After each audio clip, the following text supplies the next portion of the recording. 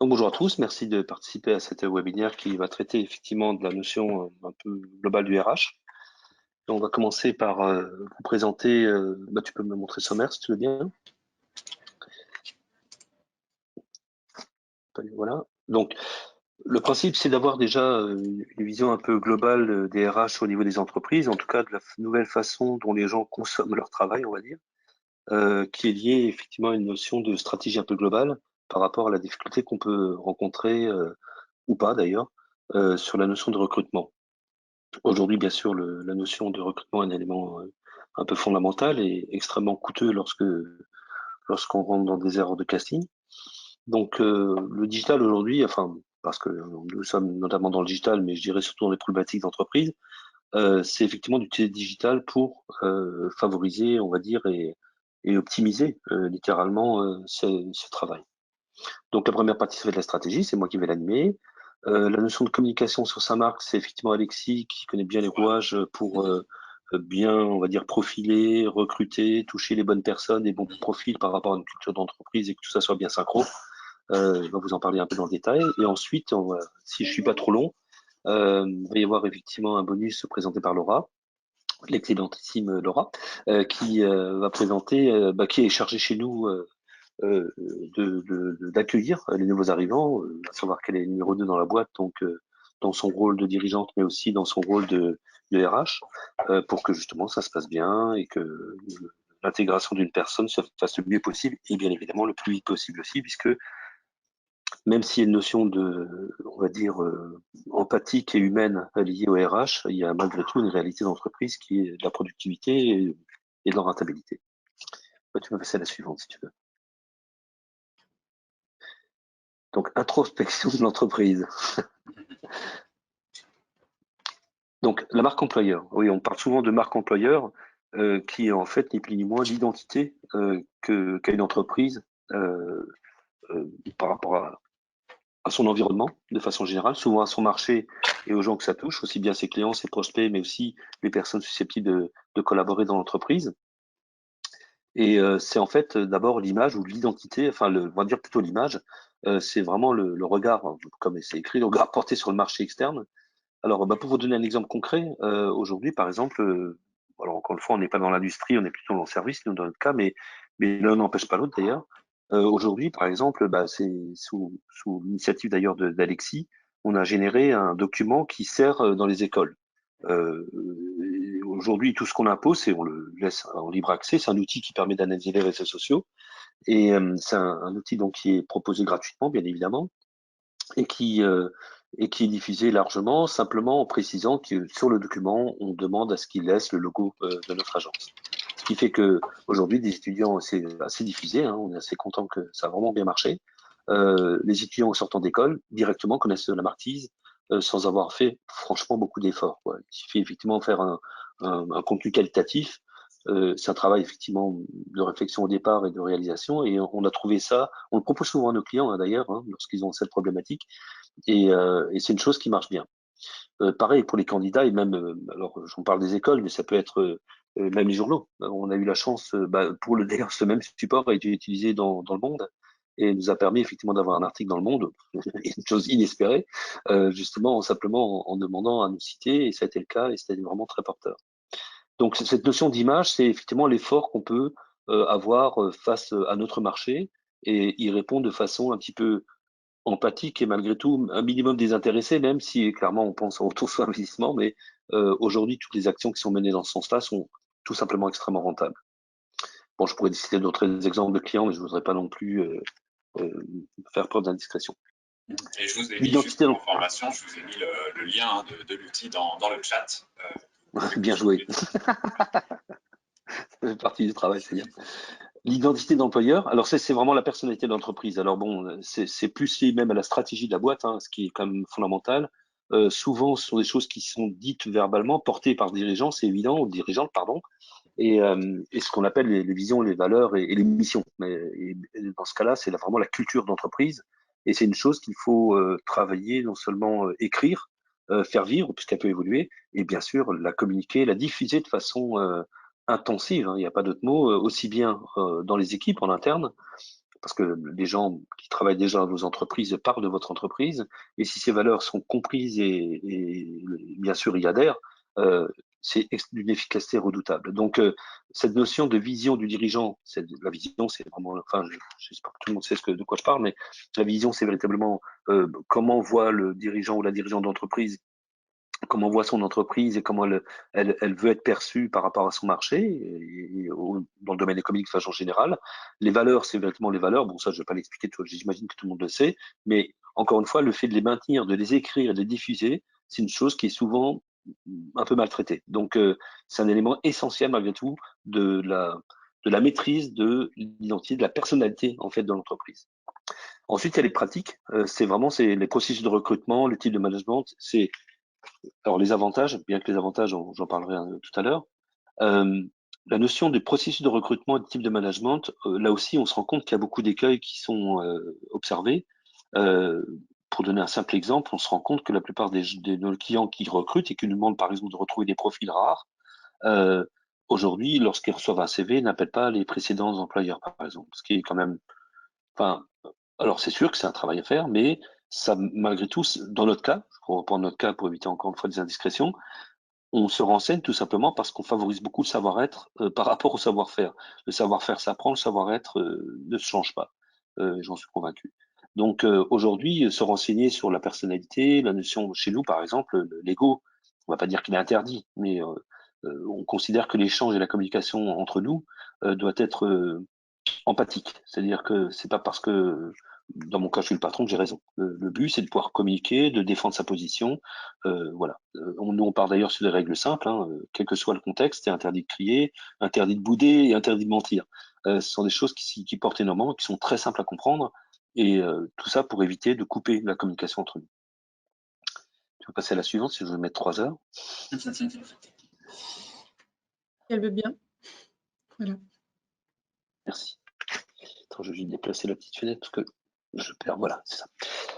Alors, souvent les signes à détecter, lorsqu'on a effectivement, alors factuellement des difficultés à recruter, ça on le sent tout de suite, hein, c'est qu'on passe X entretiens, c'est presque une approche de prospection puisque il y a aujourd'hui des profils rares qui sont tout simplement sollicités par plusieurs entreprises et c'est véritablement le talent qui lui choisit l'entreprise à laquelle il va adhérer, enfin, qu'il va rejoindre.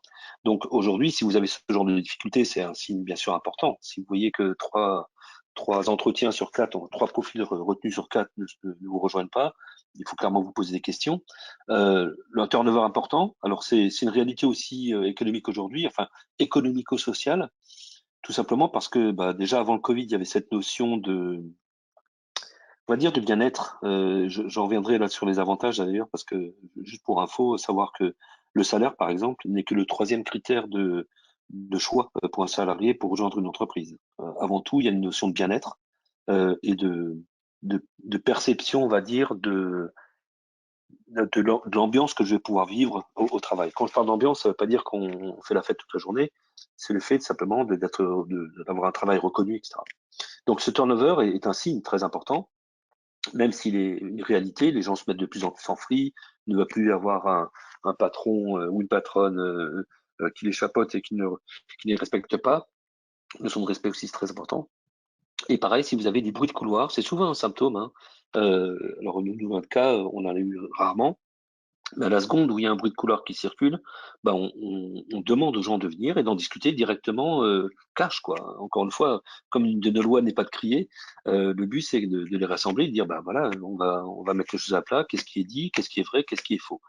La réalité, c'est que c'est souvent significatif d'un malaise quelconque et il faut le juguler au plus vite. Plus c'est pris en amont, mieux c'est géré. Comment réagir? Donc, il y a une vision réaliste de votre entreprise. Il ne faut pas se dire chez nous c'est super chouette alors que c'est vraiment pas le cas. C'est important d'être réaliste là pour le coup et de voir les choses de façon tout à fait pragmatique et avec un peu de recul, ce qui est le plus difficile.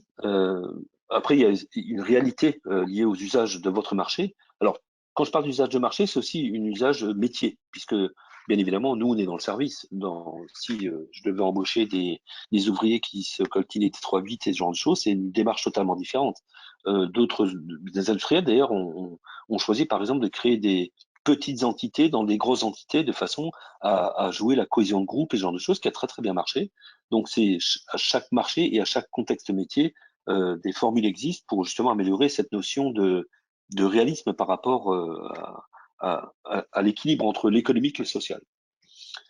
Observer les méthodes de vos concurrents. Alors ça, c'est souvent des éléments d'inspiration. Il faut bien sûr pas copier, c'est pas bien, mais il faut malgré tout s'en inspirer. Il y a des fois des très bonnes idées. Hein. Nous, on se base pas vraiment sur nos concurrents, mais plus vers des gros faiseurs. D'ailleurs, LinkedIn a été beaucoup diffuseur on va dire, de méthodologies de recrutement qui étaient tout à fait vraiment très intéressantes.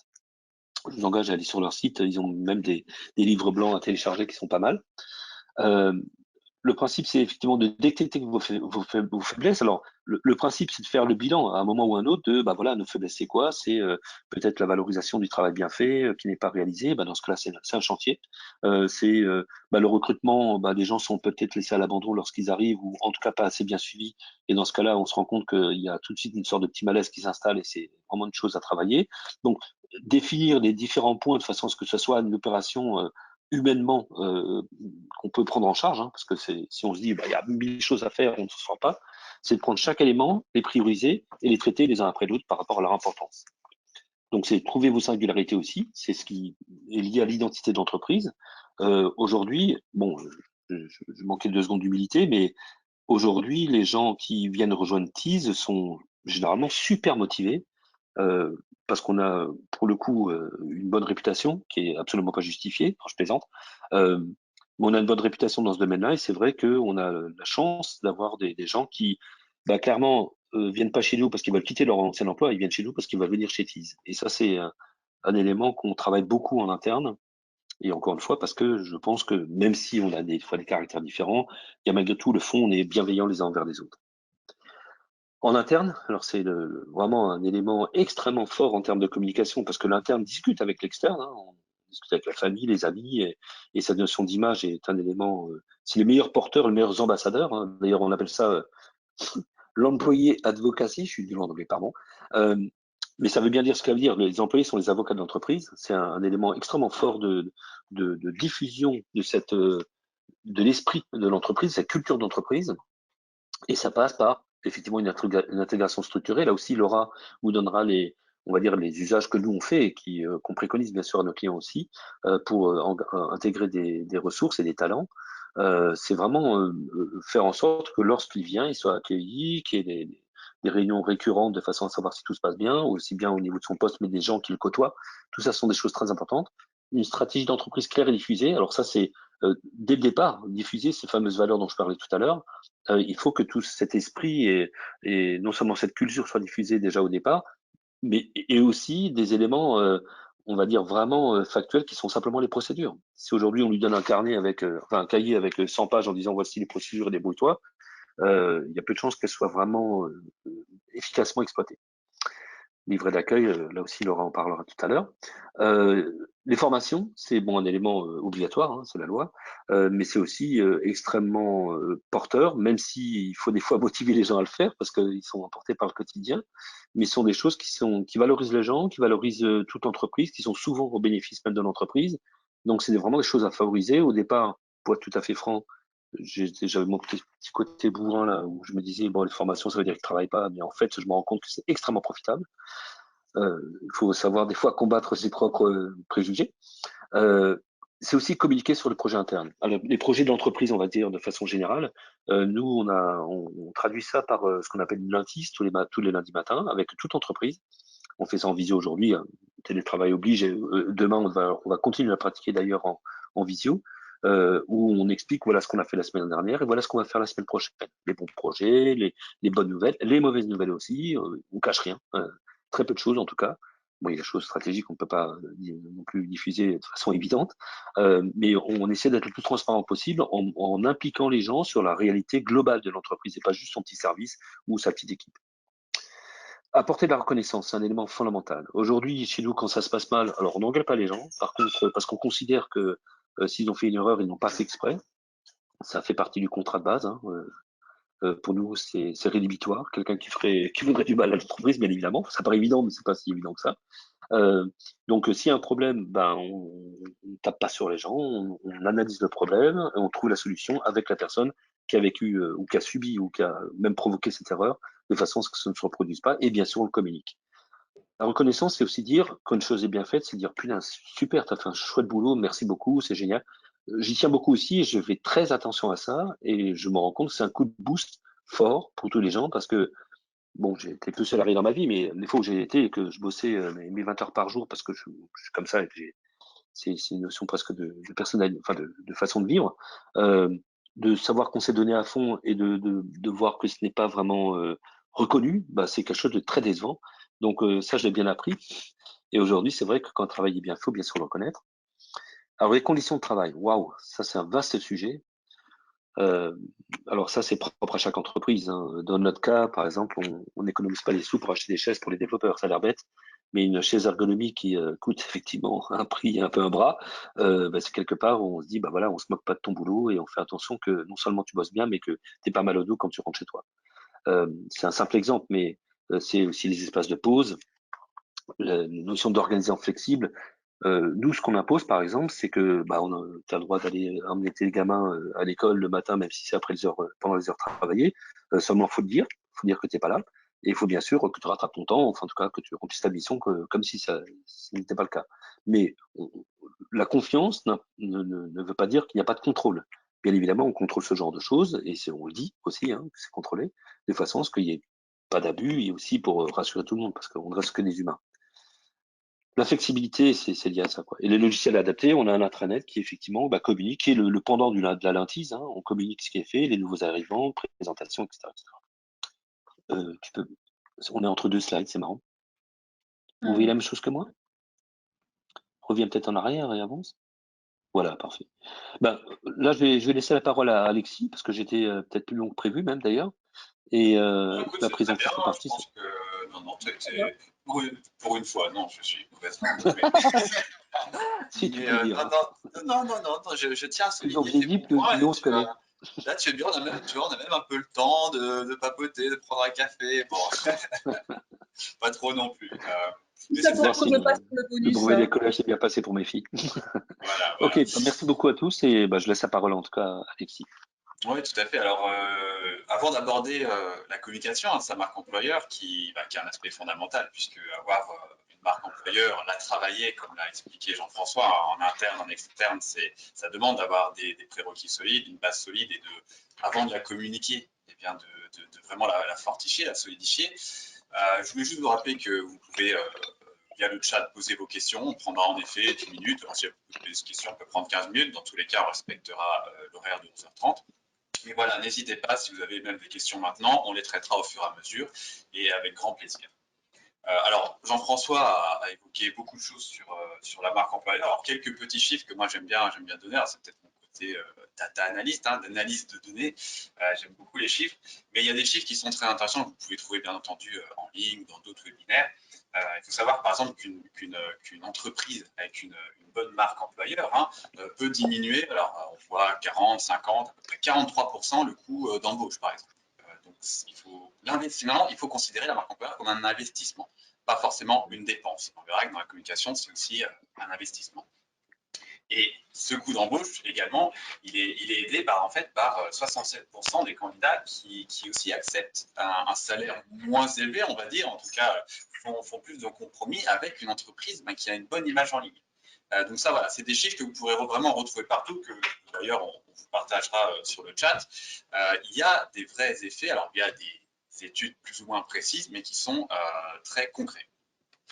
Alors sur la communication, alors juste avant peut-être d'en parler ou en parlant, voilà, quels sont les objectifs de travailler et de communiquer sa marque employeur? Je pense que vous les connaissez, mais on va quand même les rappeler. Il y a deux objectifs majeurs, bien entendu, qui sont internes et externes. Alors en externe, c'est bien sûr d'attirer de nouveaux talents, et dans des secteurs où il y a une véritable guerre des talents, par exemple le secteur du développement, hein, qu'on connaît très bien, je pense que vous voyez passer les chiffres, mais par exemple le secteur de la restauration ou par exemple de l'assistance aux personnes, de la santé qui est en manque cruel, je crois que c'est 20% de manque de main-d'œuvre. Évidemment, là aussi les conditions de travail sont difficiles. C'est là où il y a la guerre des talents et où la marque employeur est prépondérante. Et l'autre, c'est en interne, en fait, où en fait, c'est la fidélisation des salariés, puisqu'on sait que recruter ou se séparer d'une ressource, d'une personne, c'est un coût, évidemment, qui se compte en plusieurs milliers d'euros, voire parfois plus si ça s'est très mal passé, hein, plusieurs dizaines de milliers d'euros. Donc, il y a ces deux principaux objectifs auxquels on pourrait même apporter un troisième, qui est tout simplement in fine, l'augmentation, le développement de l'entreprise, de son chiffre d'affaires, tout simplement avec l'amélioration de la productivité des employés qui passe par le bien-être. Et on sait bien que si on passe 4, 5 heures, 6 heures par jour à faire, à faire des missions qui nous plaisent, dans une bonne ambiance, les employés sont beaucoup plus aptes et productifs, tout simplement.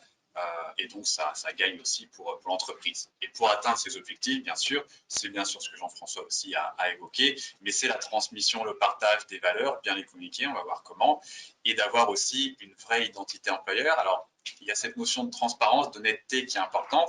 C'est vrai qu'il ne faut pas, moi, c'est aussi un conseil que je donne souvent, la marque employeur, il ne faut pas la bricoler en essayant de l'enjoliver. Pour le coup, c'est mon côté, moi je suis responsable web marketing, donc c'est presque paradoxal, mais pas tant que ça, puisque le marketing aujourd'hui, il change beaucoup.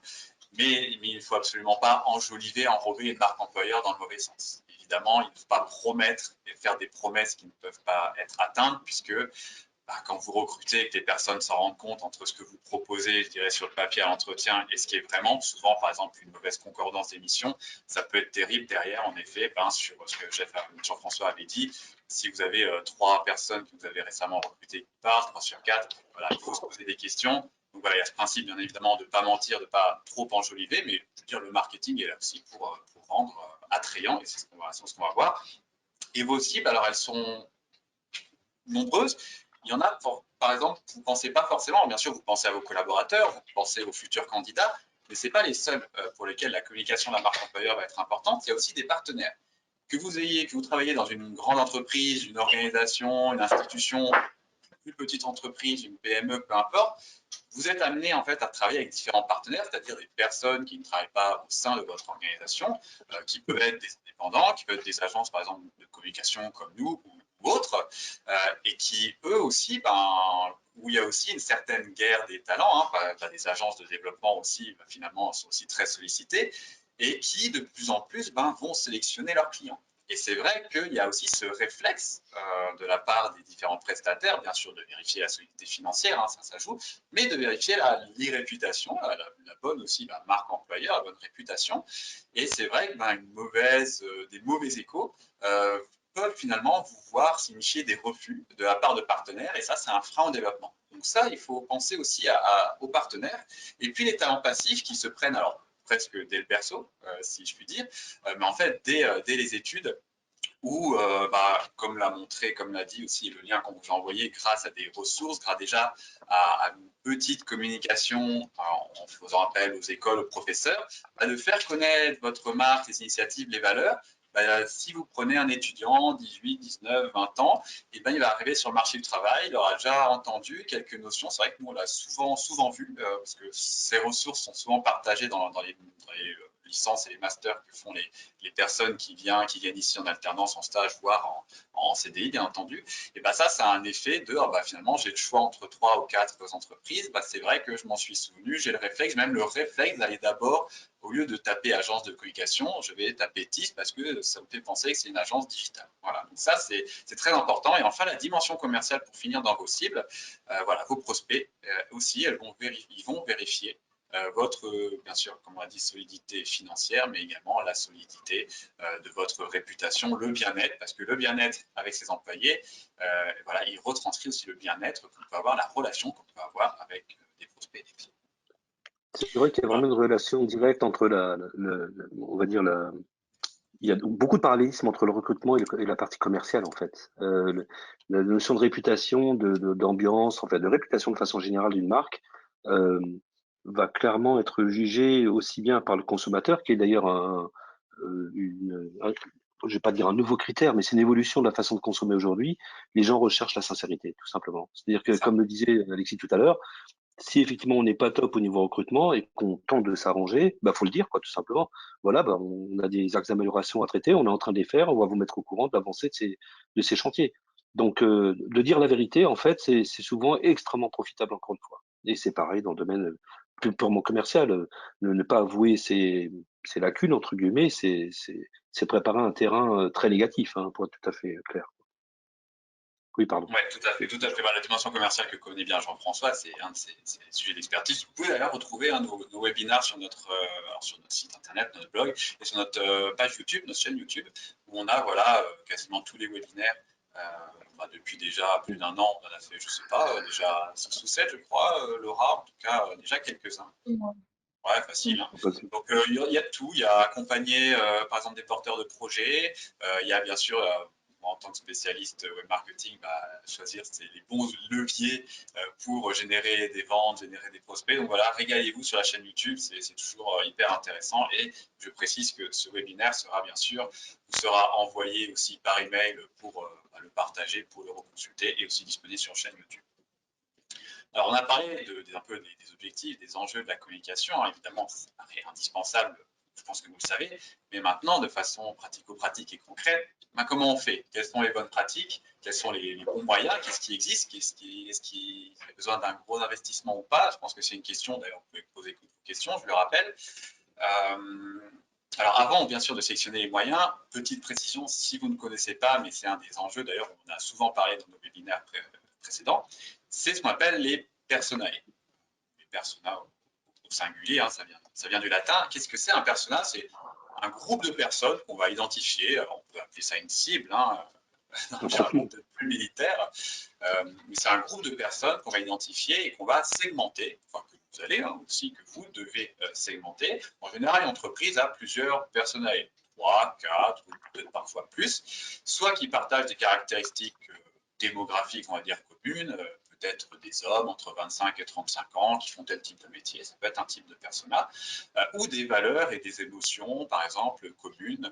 Nous, par exemple, c'est vrai qu'au sein du recrutement de TIS, on a dans l'ADN du recrutement des valeurs communes plutôt liées à la rigueur, l'organisation et la passion. C'est vraiment les 3 valeurs que j'attends en soft skills, hein, c'est ce savoir-être qu'on attend lors d'un entretien, et on voit très rapidement en fait si ça colle à l'ADN de l'agence. Et il y a d'autres types d'ADN qui ne sont pas forcément des faiblesses, mais qui ne correspondent pas en fait bah, tout simplement aux employés de l'agence. Et pour qu'il y ait une bonne harmonie au sein de l'agence, bon, bah, finalement c'est pas un manque de mixité, mais il faut partager quand même ces ADN pour qu'il y ait une bonne harmonie. Et c'est vrai que le moindre grain de sable, parfois, bah, juste il suffit d'une personne, hein, parfois, qui ait des valeurs, des caractéristiques qui sont presque en opposition au reste des employés.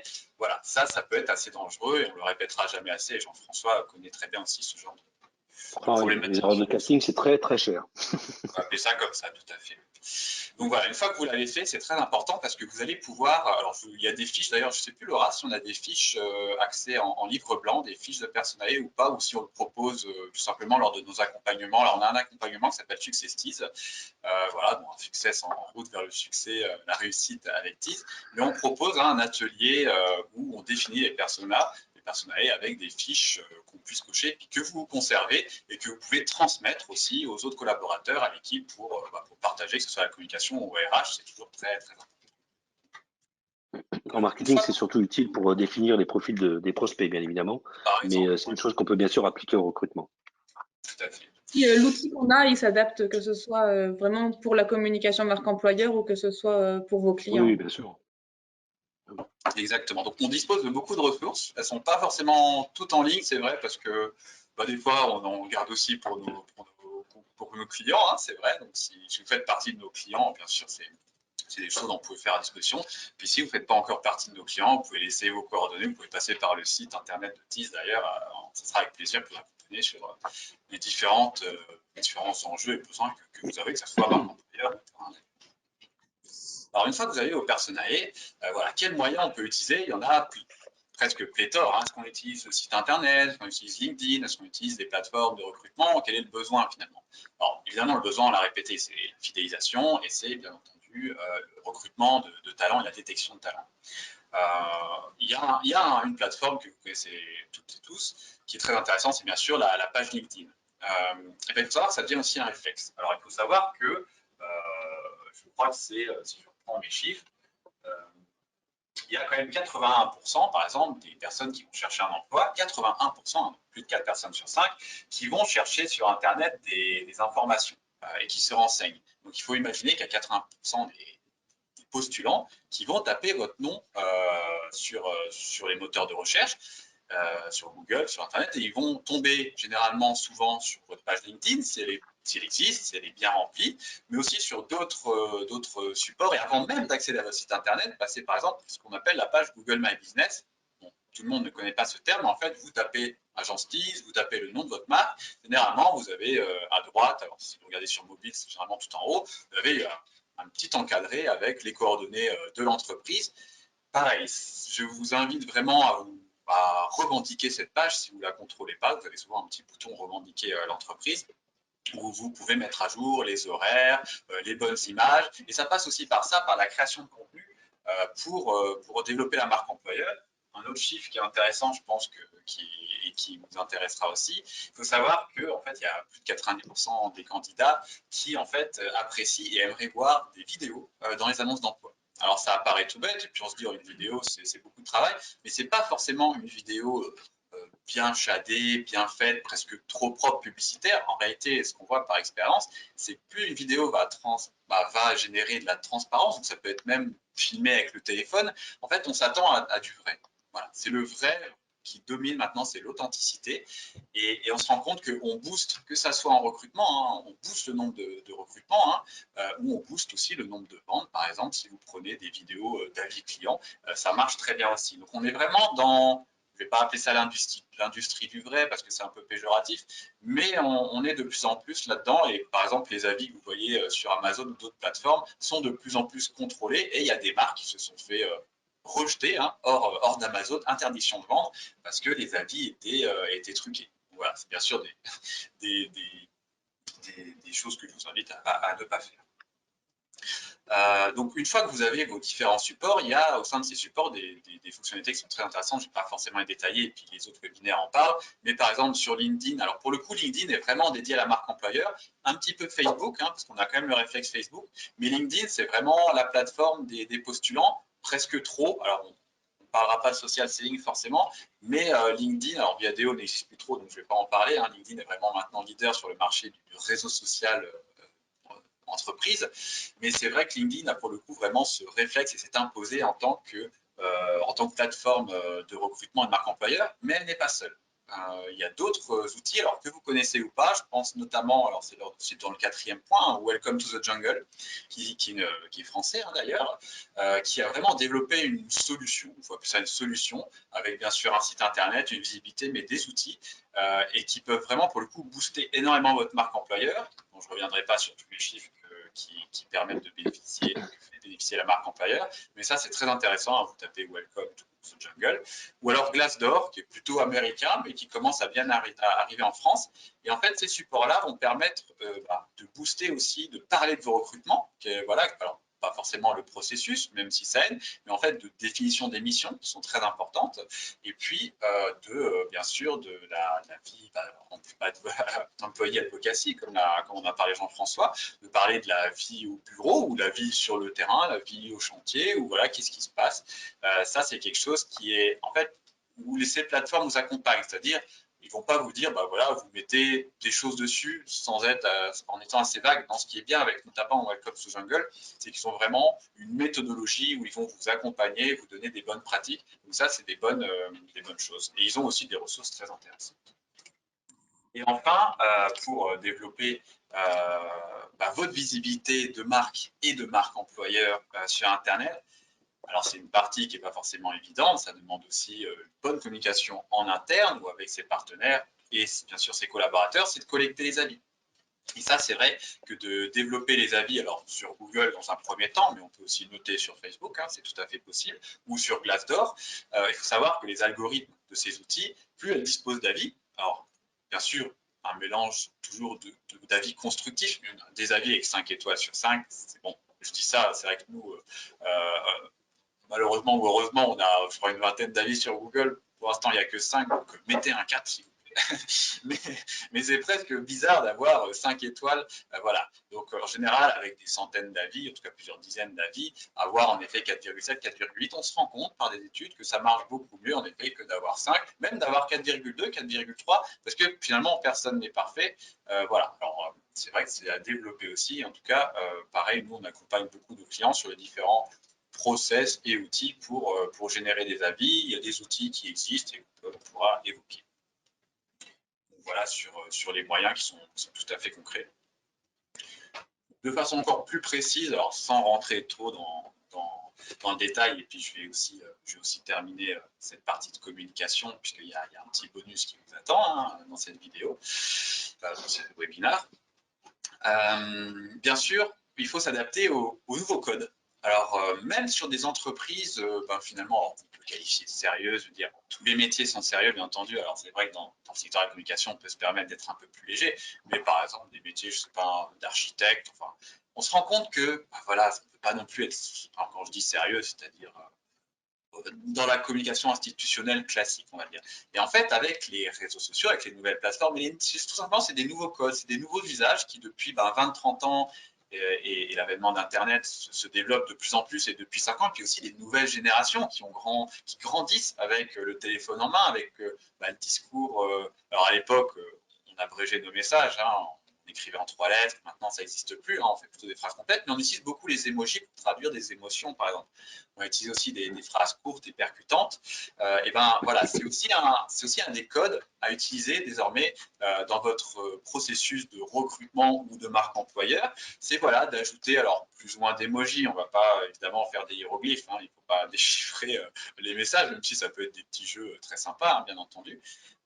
Mais voilà, d'ajouter peut-être un emoji, voire 2 ou 3, c'est des codes qu'on recommande de plus en plus, et on se rend compte que même en termes de visibilité, c'est très apprécié par les différentes plateformes, différents algorithmes. Donc ça, vous pouvez tout à fait les utiliser. Jean-François aussi, le deuxième point, l'a beaucoup écrit, et ça va évidemment de pair, mais à travers ces outils de communication, l'idée, c'est bien entendu de valoriser l'entreprise, mais il faut déjà avoir travaillé sa vision, ses valeurs, ses missions, l'environnement de travail. Donc, mettez-les d'abord sur papier et ensuite vulgarisez-les aussi, c'est important, pour que non seulement tous les employés puissent en fait se les accaparer. L'idée, en fait, c'est de travailler ça, de le communiquer en interne, que ce soit lors d'une lintise, par exemple, ce qu'on a parlé, d'avoir ces rendez-vous hebdomadaires ou lors d'un séminaire ou lors d'un, peu importe, d'un restaurant, mais c'est de bien traduire ces valeurs, de les faire comprendre et de les faire répéter aussi aux salariés de temps en temps pour qu'eux-mêmes aient compris la direction, la vision, la direction que prend l'entreprise et puissent aussi en parler, le recommander. Ça, c'est important, en effet. Et ensuite, utiliser la communication là-dessus pour qu'en effet, moi, je suis employé, je suis mon entreprise sur LinkedIn, sur Facebook, sur Twitter. Beaucoup d'employés sont dans son cas. Donc voilà, c'est aussi un message de répétition, mais plus ça répète, plus on connaît nos valeurs. Du côté plutôt externe candidat, bien sûr, c'est de valoriser le candidat. Bon, évidemment, on essaye de tous le faire. Jean-François l'a dit, il y a finalement, maintenant, dans les nouvelles générations, et quoique, finalement, est-ce que c'est côté génération, est-ce qu'à 50, 60 ans, est-ce qu'on cherche en premier lieu un salaire? Plus forcément. Il y a le rôle dans l'entreprise. C'est d'abord de la mission, c'est est-ce qu'on va se plaire dans les missions. J'ai fait passer pas mal d'entretiens ces derniers temps, et beaucoup à distance, forcément, depuis qu'on était en confinement. Et à chaque fois que je posais une question auprès des candidats, voilà, est-ce que vous avez une dernière question, une remarque?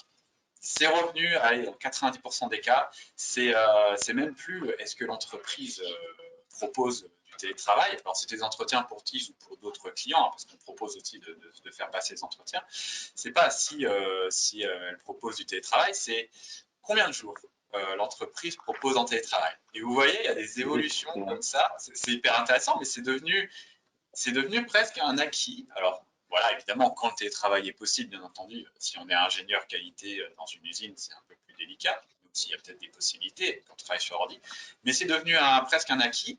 Et pareil, il faut pouvoir s'adapter aux us et coutumes, et je pense que si vous lisez beaucoup d'articles, il y a eu énormément de changements, il y a eu 10 ans de changements en seulement un an de pandémie, et le télétravail est devenu, comme, je ne sais pas, pourrait l'être la mise à disposition de matériel, de congés payés, presque une obligation, même si ça l'est pas. En tout cas, c'est devenu, dans cette guerre des talents, notamment, un critère important. Donc voilà, d'où aussi de mettre en place des processus pour donner envie. Et donner envie, ça passe aussi, par exemple, en effet, par cette expérience, mais en effet, bien sûr, par valoriser le candidat. Alors, le quatrième est assez intéressant. C'est vrai que c'est aussi notre domaine d'expertise, pas forcément dans le marque employeur, mais aussi dans le marque employeur. Dans le recrutement, on se dit, bon, on va publier sur les réseaux sociaux, sur un site internet, et puis voilà, basta, c'est terminé, on va nous voir. Et souvent, j'entends beaucoup, c'est vrai qu'on manque un peu de... J'ai pas eu beaucoup de candidatures, ou c'est pas très qualifié, je sais pas ce qui manque. Je vous l'ai dit, c'est un investissement. La marque employeur est un investissement, le recrutement est un investissement aussi. Il ne faut pas avoir peur d'investir dans ce qu'on appelle la sponsorisation. Sponsoriser, ça veut dire quoi? C'est payer des plateformes. Alors, je pense à Indeed ou LinkedIn. Moi, je préconise souvent Indeed, qui est vraiment très simple. Vous tapez Indeed entreprise, vous créez un compte si vous ne l'avez pas fait, et vous êtes vraiment bien accompagné sur leur solution, alors que vous utilisez vous-même, et vous pouvez mettre un budget, alors je crois que c'est 3 € par jour, quoi. Mettre pas sur 3 € par jour, c'est vraiment pas grand-chose, mais on le voit, nous, je pense qu'en moyenne, on passe sur un annonce standard, on va passer peut-être de 10, 20 grand maximum candidatures par mois. On peut aller, on peut multiplier par 3, 4. Le record qu'on a eu, c'était 300. Bien sûr, si vous connaissez un peu certains postes, sont très demandés. Mais voilà, vous pouvez investir à partir de 3 € par mois. C'est vraiment pas grand-chose et c'est assez simplifié. Donc, je vous l'invite vraiment, c'est un investissement. Investissez. J'aime bien aussi la citation de Jean Bodin. J'ai fait des études économiques et sociales. Jean Bodin, qui était un économiste du 16e, qui disait il n'est de richesse que d'homme. Voilà, l'homme est la richesse de l'entreprise, d'une nation aussi, et donc qui dit richesse dit investissement. Et puis la réponse aux candidatures, alors on sait très bien, et même nous, c'est difficile de le faire systématiquement, même si pareil, Indeed par exemple propose des réponses plus ou moins automatisées, attention à la chose quand même, mais ça permet d'avoir au moins, notamment pour les 99,9% de refus d'un poste, au moins voilà, de donner des réponses, et notamment aussi aux personnes que vous avez vues en entretien, de leur expliciter aussi les réponses. Est-ce qu'ils ont manqué de certaines choses ou est-ce qu'il y a tout simplement eu meilleur qu'eux? Voilà, ça c'est très important parce que il faut savoir qu'une personne qui a postulé, qui s'intéresse à votre entreprise, c'est déjà une forte démarche et ça va être pas forcément un ambassadeur, mais il faut qu'elle sorte de ce processus de recrutement avec une bonne expérience. Et c'est difficile quand on a un refus d'avoir une bonne expérience. Quand on perd un appel d'offres ou un contrat qui est meilleur que nous ou qu'on n'ait pas été suffisamment bon, il faut sortir de ça avec du positif et de garder une relation. Et c'est le cas aussi, par exemple, des candidats qui n'ont pas été. Donc voilà pour les quelques conseils. Donc, on vous a laissé une slide, pareil, pour vous donner des exemples, voilà, des bons exemples d'annonces de recrutement que vous pourrez retrouver dans la vidéo. Voilà, là, c'est typiquement du LinkedIn, mais du Facebook aussi, du LinkedIn, c'est très intéressant. Voilà, je crois que j'ai bien parlé en tout cas. Je ne sais pas si Jean-François, tu avais des éléments. C'était plus long que moi. Oh là là là, c'est vrai que j'ai été partiellement long, 20 minutes. Donc il nous reste 20 minutes. Bon, ça me paraît pas mal parce que ça laisse 10 minutes à Laura pour vous parler du bonus. Un petit bonus assez sympa aussi. Oui, c'est sympa. Alors j'allais dire des mille et une façons pour accueillir un numéro commémorateur, mais il n'y en a que 10. Mais bien sûr, vous allez avoir plein de ressources. Et puis, bien sûr, si vous avez des questions, n'hésitez pas. On pourra y répondre sur les 10 minutes restantes avec plaisir. Mais je laisse la parole. Alors maintenant que vous avez travaillé votre marque employeur, que vous avez recruté et trouvé votre perle rare, il va falloir l'accueillir. Alors pour ça, on vous a fait un petit top 10 de comment accueillir un nouveau collaborateur au sein de l'entreprise. Donc la première chose à faire, c'est vraiment qu'il n'y ait aucune distinction entre les types d'emplois et les types de postes que vous allez avoir dans votre entreprise, que ce soit un stagiaire qui arrive pour 2 semaines ou bien un CDI, il faut vraiment les accueillir de la même façon. Ils vont tous être ambassadeurs de votre entreprise. Certains vont partir plus tôt que d'autres, mais c'est eux qui vont parler de votre entreprise et c'est très important. Annoncer l'arrivée du nouveau talent, donc là, vous pouvez le faire comme nous on le fait lors des lundis, donc les réunions qu'on fait tous les lundis matins. On le fait également sur notre intranet. Après, si vous avez une plus petite entreprise, vous pouvez faire ça de manière plus informelle, au coin lors d'un resto, au coin d'un bureau. Mais le but, c'est vraiment d'annoncer l'arrivée de ce nouveau candidat, enfin de cette nouvelle recrue. On en profite d'ailleurs pour lui proposer de se présenter à ce moment-là, d'ailleurs. Oui, bon, ça, c'est le jour où il arrive. Le jour où il arrive, il se présentera lors de la lentilles, mais la semaine d'avant, on annonce son arrivée. Oui, on Après, annonce son arrivée. un recrutement qui est très important, vraiment un poste clé. On va l'annoncer beaucoup plus tôt. Vous ne l'annoncez pas la semaine d'avant parce qu'il va y avoir sûrement des modifications au sein de l'entreprise. Préparer son arrivée avec lui. Donc, bien sûr, vous préparez son poste, c'est ce qu'on va voir en point 4, mais son arrivée avec lui, il faut l'appeler la semaine d'avant. Il y a différentes choses qu'il faut lui rappeler, l'horaire par exemple à laquelle il doit arriver, également le lieu, si maintenant vous avez plusieurs lieux pour l'entreprise, enfin plusieurs sites. Actuellement, avec toutes les conditions sanitaires, il y a peut-être aussi des choses à lui expliquer, ou la tenue, parce qu'il y a certaines entreprises où une tenue est obligatoire, soit une tenue qu'il va recevoir ou bien un dress code. Qui est lié au métier, ouais. Ensuite, l'organisation de son poste de travail en amont. Donc, quand il arrive lors de son premier jour, il faut bien sûr qu'il ait la base, hein, l'ordinateur si c'est adapté pour un poste en bureau, la tenue de travail si c'est peut-être un poste en extérieur, mais vous devez aussi penser à tout ce qui est papier. Il faut que le contrat soit prêt. Il faut que la mutuelle soit prête. Tous ces éléments-là sont importants. Préparer aussi le livret d'accueil qu'on va voir dans un autre moment et du temps. En fait, si vous préparez son poste de travail, il faut aussi que vous prépariez, vous, votre côté, le temps de l'accueillir et pas que vous ayez juste 5 minutes. Prévoyez bien ça dans votre planning. Ouais, le principe, c'est effectivement c'est surtout de ne pas donner l'impression que c'est bricolé. Lorsqu'on accueille quelqu'un, si c'est bien carré, nous, comme le disait Alexis, on recherche des gens rigoureux, c'est pas si évident, hein. Et aujourd'hui, cette notion de rigueur, bien sûr, c'est par l'exemplarité, même si dans mon cas, c'est pas vraiment le cas.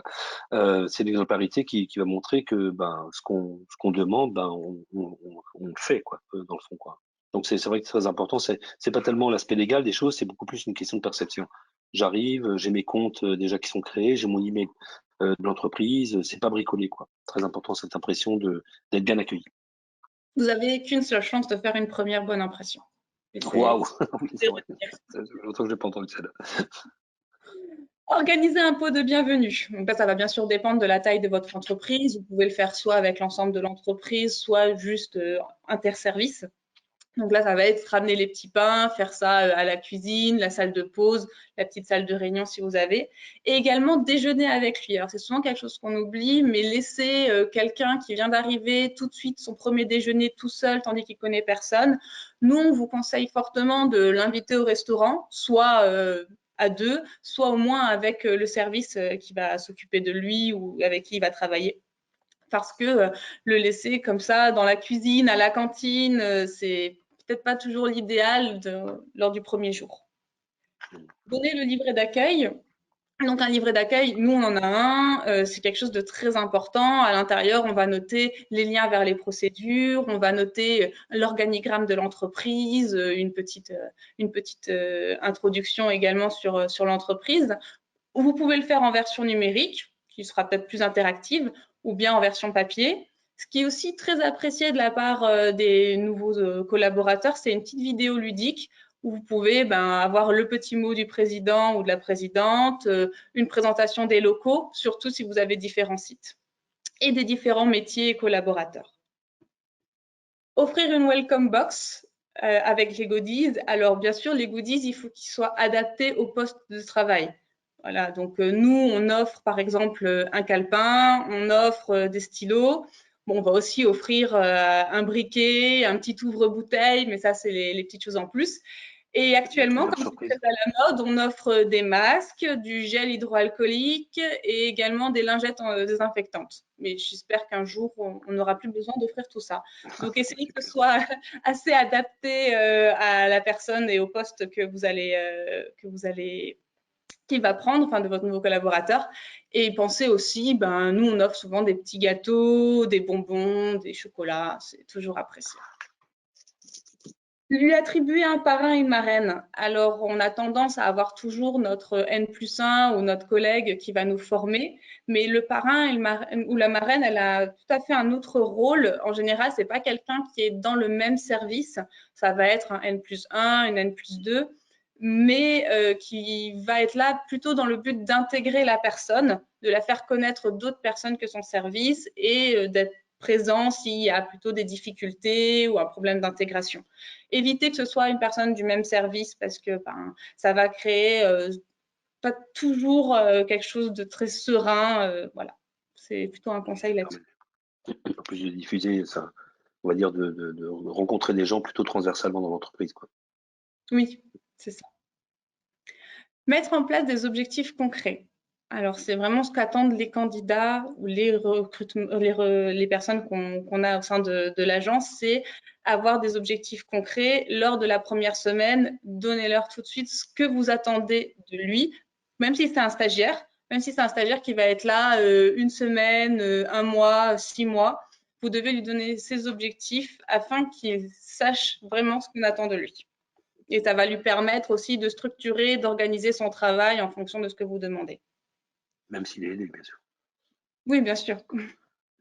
Et en dernier point, donc, réaliser des réunions, alors pas uniquement hebdomadaires, on a noté hebdomadaire, mais le plus important, c'est la réunion du premier jour. Vous devez vraiment recueillir le ressenti, que ce soit de lui et des collègues. Et ensuite, vous faites une réunion hebdomadaire, puis une réunion mensuelle jusqu'à la fin de la période d'essai ou jusqu'à la fin de son contrat, si c'est un CDD, si c'est un stagiaire.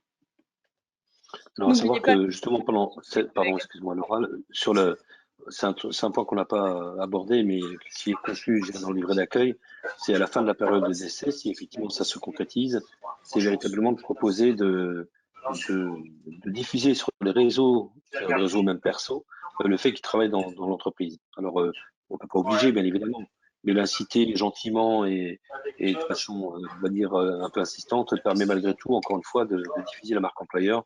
Et c'est encore un levier. C'est très comparable, en fait, à ce qu'on pourra, dans le domaine commercial, au témoignage, quelque part. Et c'est d'une crédibilité redoutable. Donc, ce genre de choses, il faut vraiment inciter, conseiller aux gens de le faire, si bien sûr ils le sentent. Et s'ils en ont des raisons, bien sûr.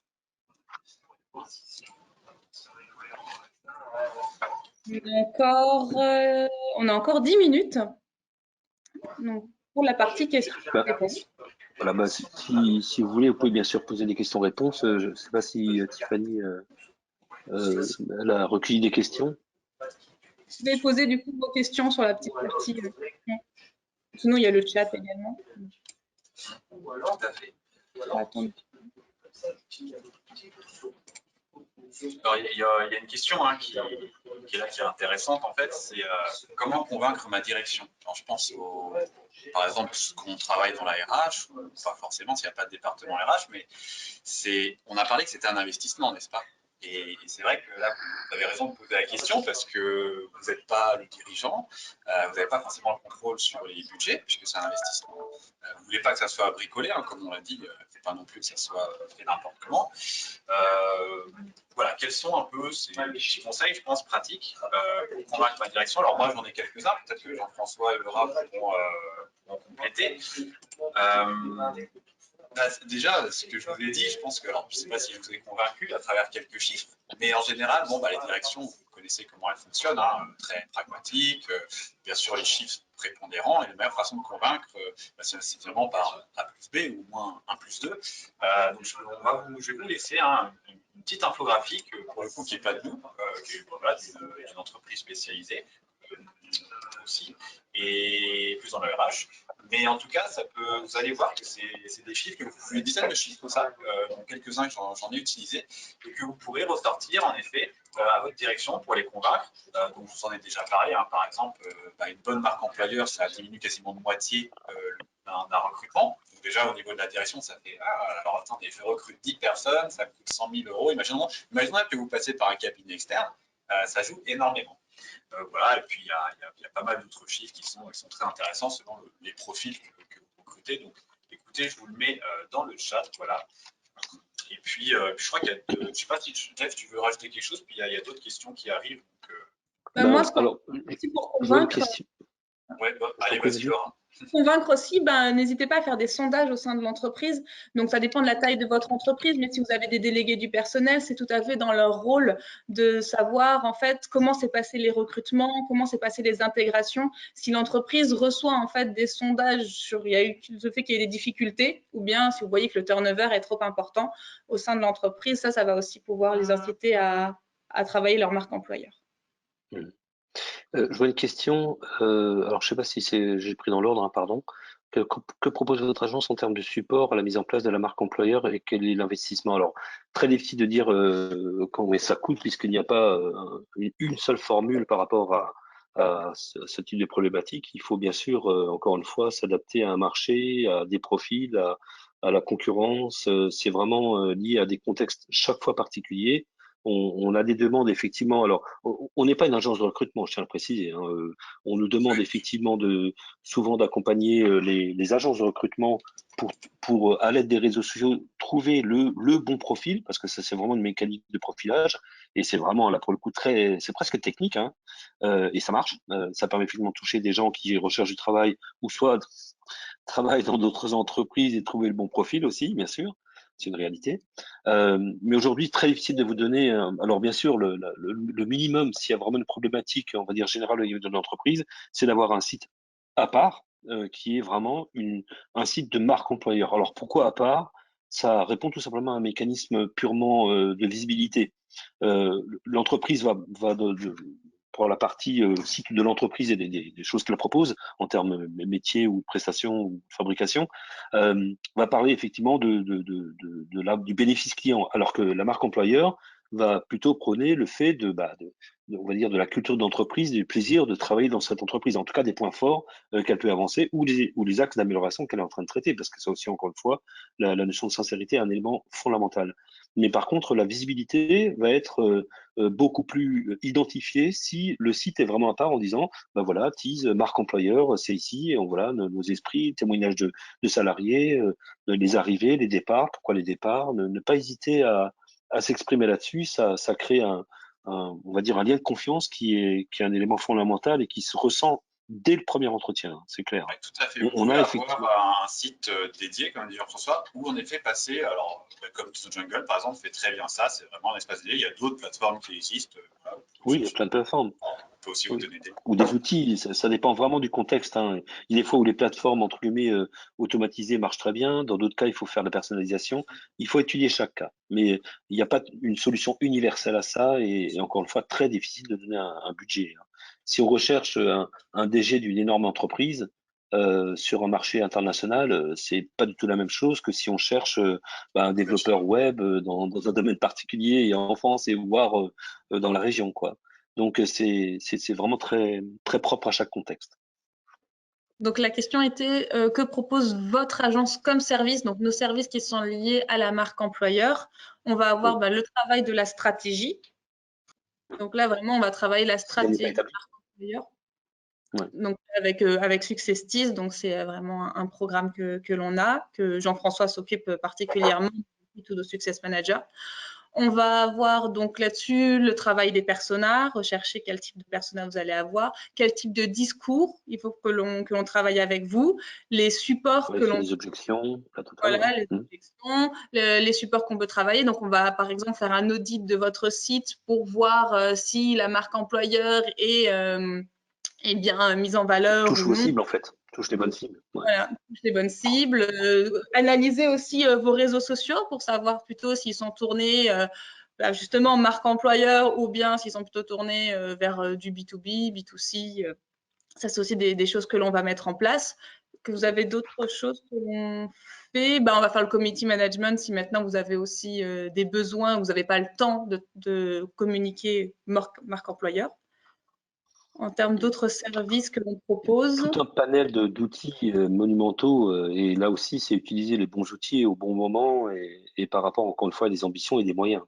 On va bien sûr pas proposer la même stratégie à un boulanger que à un grand groupe, hein, bien évidemment. Voilà, donc ça c'est un exemple.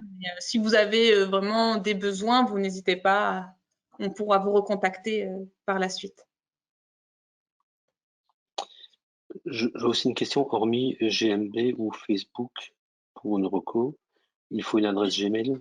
Existe-t-il Tout à fait. Donc, d'autres j'ai façons de répondu dans repérer le les avis? chat si jamais c'est une question. Ah, t'as répondu, parfait. Oui, mais je peux aussi vous en parler. En effet, pour parler d'avis, voilà, notamment des employés, des partenaires, où est-ce que finalement on dépose ces avis, où est-ce qu'on les voit? Alors, on sait bien que sur leur GMB, c'est Google My Business, hein, c'est la petite fiche Google que vous avez, où vous pouvez mettre des avis.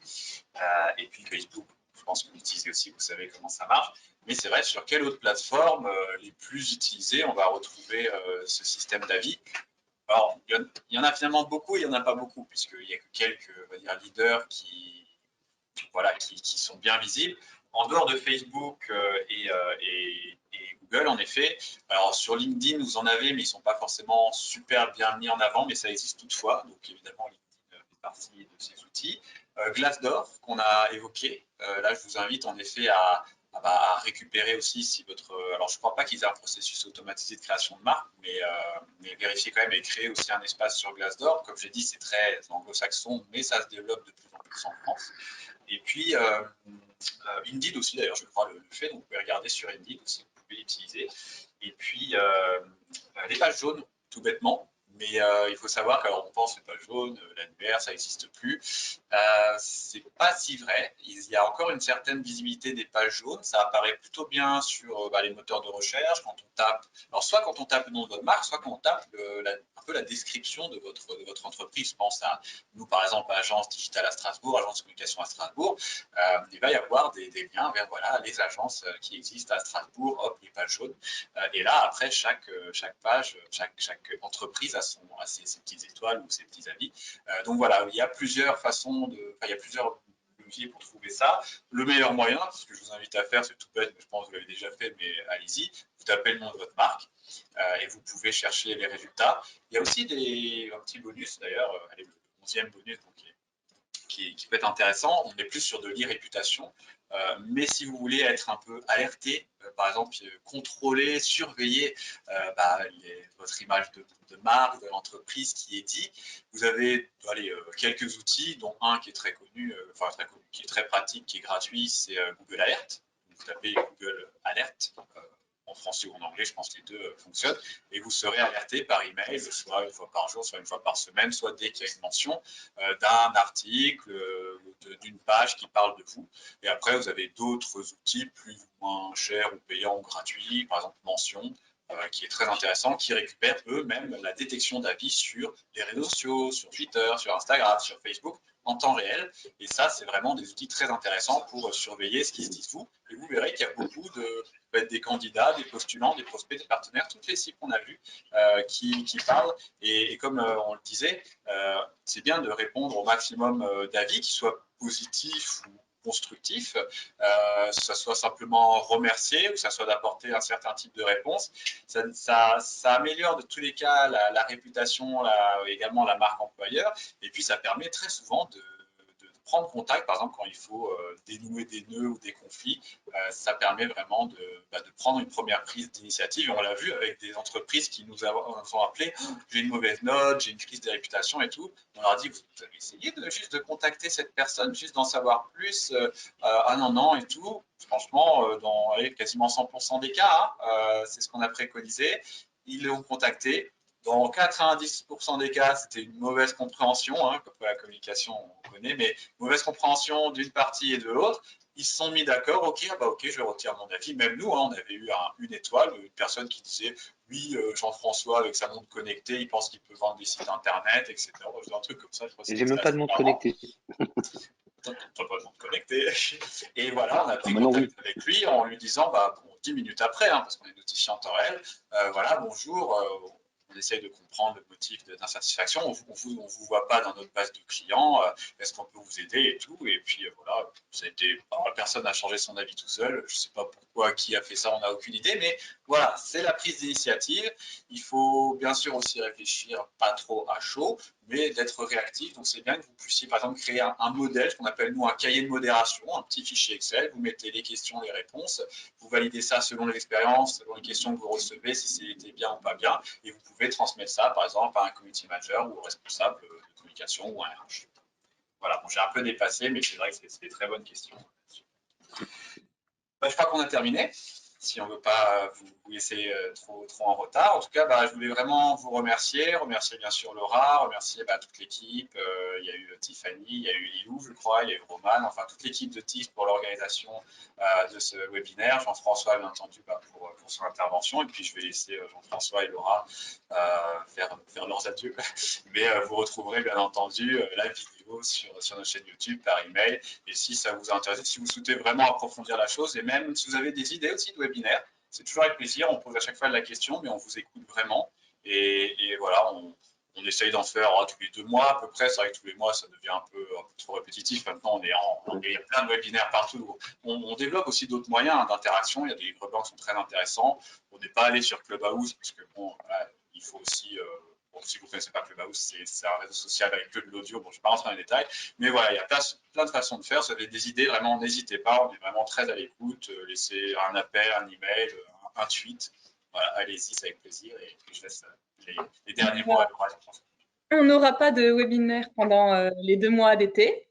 Par contre, inscrivez-vous à notre newsletter. On a créé un mag qui va sortir pour cet été, en fait, un mag digital sur lequel il y aura plein de petits conseils, des jeux. C'est vraiment quelque chose pour l'été. Donc, c'est un très bel exemple de marque employeur parce qu'on va le distribuer à la fois en interne et en externe. Vous pourrez le télécharger. Donc, inscrivez-vous aussi à notre newsletter et puis on se retrouve à la rentrée pour des webinaires. Merci à vous. Merci à tous, en tout cas, pour votre attention. Et puis, n'hésitez pas à nous contacter si vous avez des questions complémentaires, des besoins. Bien évidemment, on est à votre service. Merci. Et à la Au revoir. prochaine. À bientôt. Au revoir.